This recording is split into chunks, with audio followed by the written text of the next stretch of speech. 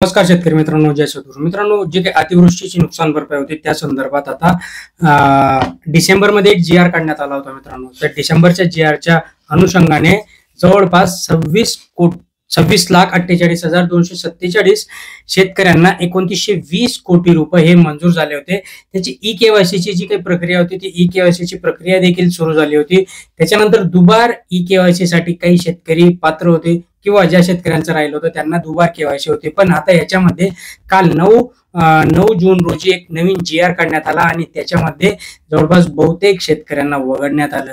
का वगळण्यात आलं? शासनाकडे पैसा नाहीये का? शासन हे मुद्दाम करते का? शासनाला शेतकऱ्यांची गरज नाहीये का?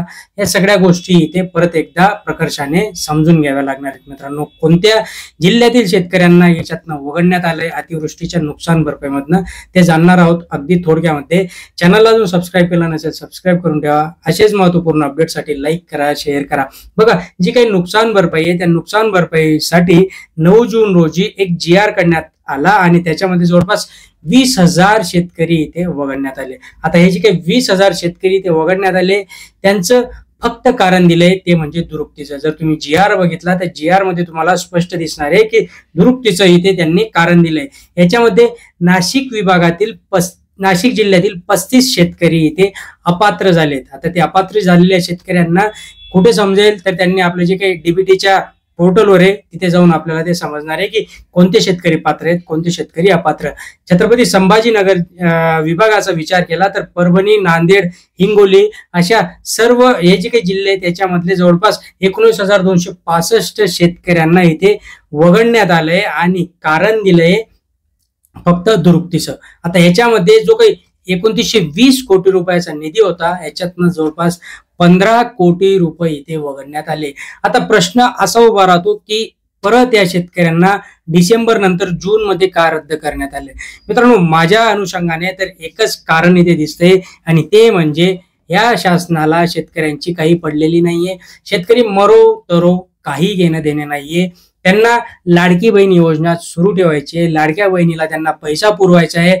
मग कधी इकडनं पैसा कुरतडायचा, कधी तिकडनं त्या डिपार्टमेंटमधनं, कधी या डिपार्टमेंटमधनं.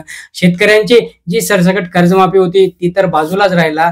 जो पैसा तुम्ही मंजूर करून ठेवला होता त्याच्यात देखील जर तुम्ही या शेतकऱ्यांना वगळताय तर असलं दरिद्री सरकार आजपर्यंत आपण बघितलंच नाही आणि याच्या भविष्यात देखील आपल्याला बघायला यायला नको एवढीच आपण प्रार्थना करणार आहोत.